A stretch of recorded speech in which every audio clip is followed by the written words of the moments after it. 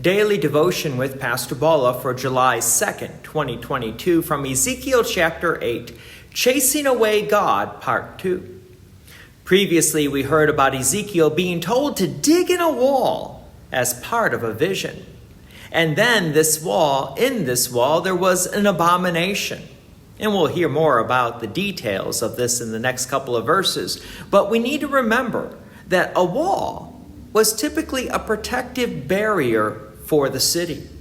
The teaching point was that the people of Israel were not trusting in God as their protector. So what were the people of Israel trusting in for their protection? Well, the details of which are inside the wall. So let's continue with those details from Ezekiel chapter 8, verse 10. So I went in and saw, and there, engraved on the wall all around, was every form of creeping things and loathsome beasts, and all the idols of the house of Israel. And before them stood 70 men of the elders of the house of Israel, with Jenazanah, the son of Shaphan, standing among them. Each had his censer in his hand, and the smoke of the cloud of incense went up. Notice it wasn't just some people here and there worshiping idols, but the elders of the house of Israel. They were not trusting in the Almighty God for their source of protection, but instead they were putting their trust in fake idols. Verse 12. Then he said to me, Son of man, have you seen what the elders of the house of Israel are doing in the dark, each in his room of pictures? For they say, the Lord does not see us. The Lord has forsaken the land. He said also to me, you will see greater abominations that they commit. Isn't this true for us? Like the elders of the house of Israel, do we not realize that the Lord knows all things? He knows the sins that we commit, even if no one else knows. But here's the good and precious news.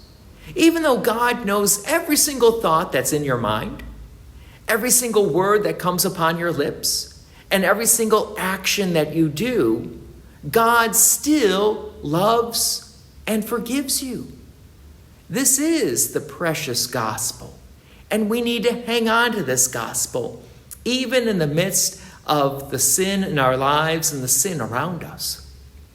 Verse 18, then he brought me to the entrance of the north gate of the house of the Lord, and behold, there sat some women, weeping for Tammuz. Then he said to me, have you seen this, O son of man? You will see still greater abominations than these. Okay, how much worse can it get? Publicly weeping for fake idols, even in the gate of the Lord, to the house of the Lord? The abominations are getting closer and closer to the temple of the Lord. Verse 16. And he brought me into the inner court of the house of the Lord. And behold, at the entrance of the temple of the Lord, between the porch and the altar, were about 25 men with their backs to the temple of the Lord and their faces toward the east, worshiping the sun toward the east.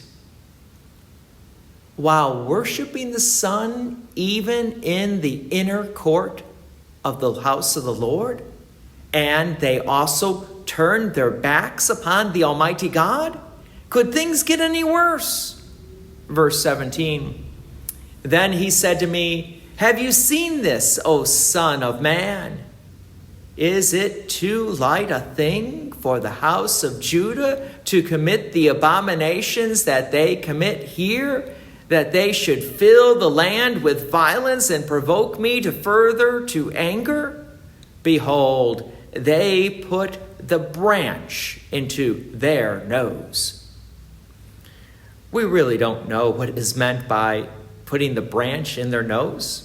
All we can say is it's definitely not good and not God-pleasing. Verse 18, therefore I will act in wrath. My eye will not spare, nor will I have pity. And though they cry in my ears with a loud voice, I will not hear them. Yes, the people of Israel turned their back upon God.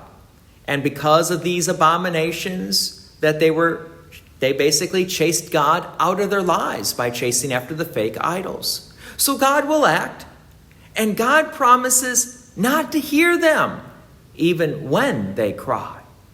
As believers who believe and trust in the Almighty God, we do realize that God does indeed hear us when we cry. So we continue to put our faith and trust in the Almighty God and not in the fake idols. God's peace and many blessings be with you, and thank you for listening. And please take an opportunity to share this message with others.